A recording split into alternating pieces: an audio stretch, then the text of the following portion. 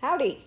In the last video we defined assay, but why do we need an assay? Do we just need to know that our protein is there and how much of it we have? Yes, that's true, but we also need to be able to monitor and quantify our protein throughout separation steps as we purify our protein away from other contaminating molecules.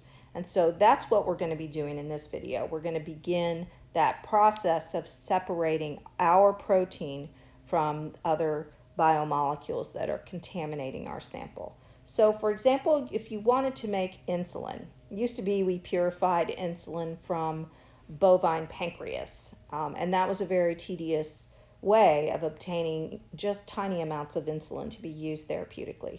Since then, we've been able to splice the gene from human insulin into a bacterial DNA and transform bacteria cells, which are easily grown in culture, in a liquid culture, and purify human insulin in a much faster and more abundant way. So if that's true, then we need to separate the human insulin from the bacterial proteins. So keep that example in mind as we go through the separation procedures. These are the 4 different types of separations that we're going to be talking about in this module. We'll talk about salting out, which uses the property of solubility in order to separate biomolecules.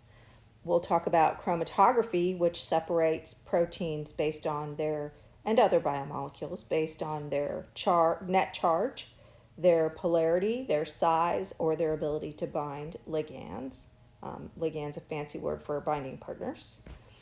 Gel electrophoresis, which is a way to use electrodes to separate our biopolymers using a mesh semi-solid state called a gel, and those also separate according to the properties of charge and size, and in some cases their net charge at a certain pH or their isoelectric point.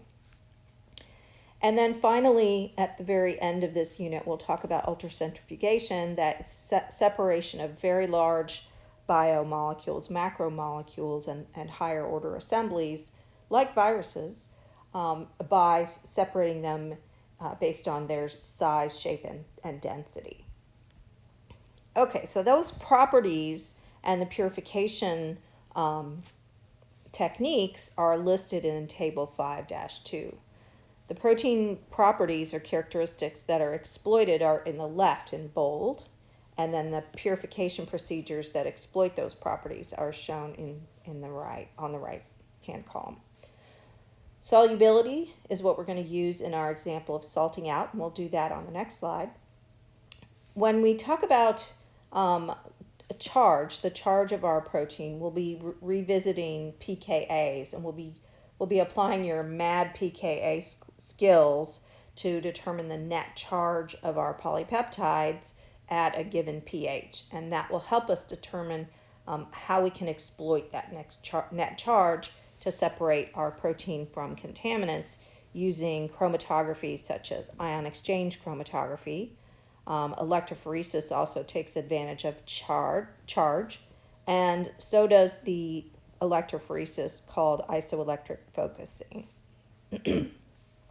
We won't be exploring the polarity, that is how hydrophobic your protein is, as much because it's pretty easy to explain in the table, and we don't tend to use it very much because typically the hydrophobic parts of proteins are on the inside, buried away from water, and we don't really want to pull those out and unfold our proteins and lose their function. But there is something called hydrophobic interaction chromatography, which separates based on hydrophobicity or polarity.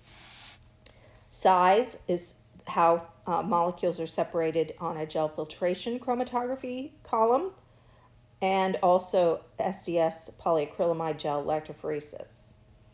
And finally, affinity chromatography takes advantage of the binding specificity of our molecules, how molecules interact with their binding partners.